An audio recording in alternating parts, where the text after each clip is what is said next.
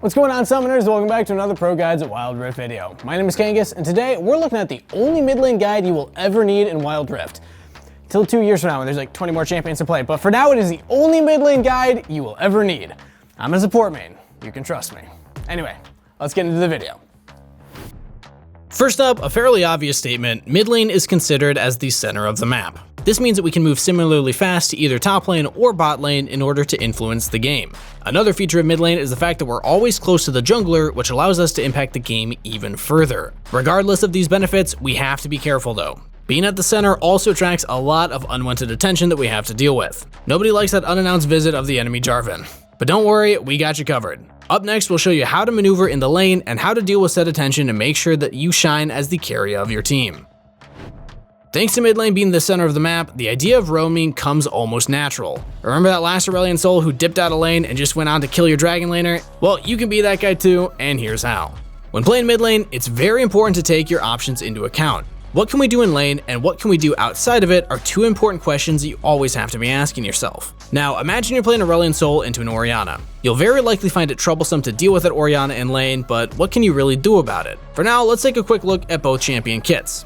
Generally for that, you gotta think about how the matchup is supposed to go from level 1 onwards. If you lose a lot of HP for no reason on level 1, you'll be impaired for the upcoming levels. But keep in mind, the same applies to your enemy. Every single mistake can be punished and create a situation where now you are the one dictating the lane as you've hit level 2 earlier or just have way more resources left at your disposal. This lead will be maintained until you're getting ganked or make your own mistakes. To illustrate this, let's look at a specific example of Orianna versus Aurelion Sol. Aurelion Sol is a super mobile champion that has the ability to impact other lanes with his Comet of Legend ability paired with Star Surge. Additionally to his rather large capabilities of rotating, he's also able to clear waves relatively fast utilizing Star Surge and Celestial Expansion. Orianna, on the other hand, is a rather immobile mage that is primarily looking to control the lane. The fact that she can make use of her abilities from a safe distance makes it super hard to deal with her. Whenever you're moving too close, you'll get hit with a command attack and dissonance combo, depleting your HP bar. Consequently, you'll have to shift your goals away from killing her in lane to killing other people in other lanes, as she cannot possibly follow us in time.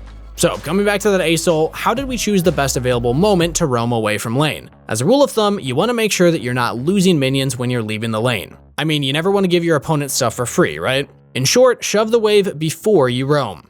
However, before we actually go through with that roam, we have to properly identify where to roam to. For that, it's very beneficial to know in which direction another lane's matchup is favored. Think about what we've talked about earlier and compare champion kits with each other to get the idea of who is stronger and why. But what if there's nothing to roam to? Well, good question. Even just leaving your lane to vanish into the fog of war creates pressure on other lanes. They have to respect that you've gone missing, and if they don't, then there's always an opportunity for you to strike. Now, let me share a little secret with you.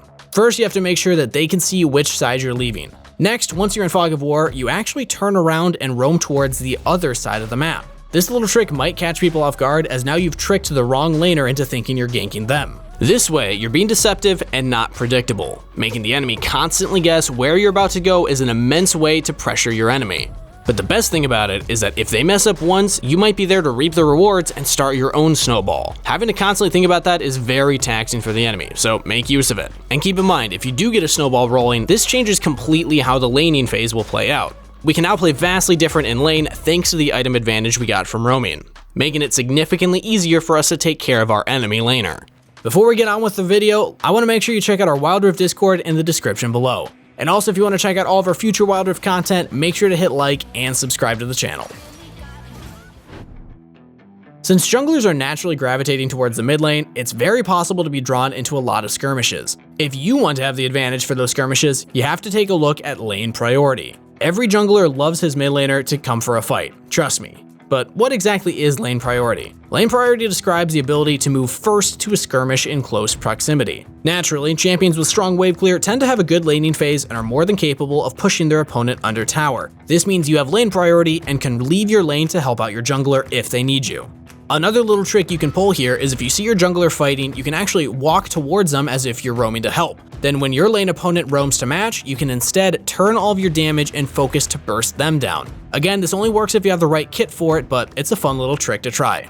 Every advantage we seize makes the game easier and easier for us. For every item we have on our opponents, we're basically allowed to make more mistakes than our enemy, and they're allowed to do less due to the difference in power between the two of you. It also feels really satisfying to just run at someone knowing that they can't do anything about it. So now that we've covered a few fake roam options, you want to make sure you're not falling victim to that. Picture this, you're playing against a Zed and you're an Orianna. He leaves towards the river into the fog of war. Now, Zed is a very strong assassin that excels at dealing high burst damage when he's able to get close enough to do so. Orianna, meanwhile, is a very strong but squishy laner that can keep the enemy at a distance, slowly depleting their resources. Now, the most fatal mistake that you could make would be to just blindly follow that Zed into the fog of war, where he can easily kill you. You basically did him a favor and made it easier for him to access you, where prior to this event, he had enormous issues doing so. So, we're not gonna follow, but since we're stuck in lane, we wanna make sure that we're still making the best out of the situation. For that, you're gonna assess the lane's state. Where is my wave pushing, and therefore, who is currently losing gold will be the things that you're looking out for. If the wave happens to be pushing towards Zed, we want to push the wave into his tower and potentially go for plates or a recall. If the wave is pushing into us, we can choose between freezing the wave close to our tower or still pushing it into his. Freezing the wave refers to trimming the wave in numbers so that it doesn't move from its current position. Just in case the Zed was fake roaming and baiting us into pushing the wave, he's now facing a serious issue and losing out on golden experience. Given the fact that we're now very close to our tower, it makes ganking us pretty much impossible. Better yet, the Zed has to constantly overextend, opening himself up to potential ganks from your jungler. 2 birds with 1 stone. Now it's time for our question of the day. Do you find that you regularly solo kill your opponents in lane? I'm a support player, so usually it comes down to a 2v2, but I always like to play aggressive, so I'm constantly looking for trades and abilities to kill my opponent. But let me know below. Are you aggressive, defensive? Do you overextend? Do you fight too often? I want to hear it. Another concept we have to speak about is how to properly pressure minions. Make no mistake about it, the freeze is a very powerful tool in itself, but we have to utilize it properly to reap all the benefits. What stops the enemy from taking care of that freeze? The answer is simple, we do. Whenever the enemy tries to get close to the minions, we can throw an ability their way to harass them. Additionally to that, this also applies if enemies are going for last hits. Don't let them get anything for free, as every action demands a reaction. Let's use Orianna as another example. Every time the enemy moves forward to get a last hit, command attack and dissonance can be shot towards them, chipping away more and more of their HP over time. Properly using this concept will force the enemy to either give up the CS or just lose HP. By doing so, we're constantly applying pressure to the enemy, making them think about their every move. And we all know that people are more likely to mess up when they're under pressure. Stay calm, stay collected, and apply your champion's strengths so that you're not put into that same position. But if you do find yourself in that position, think about the different possibilities outside of lane to at least find some kind of reaction to their actions.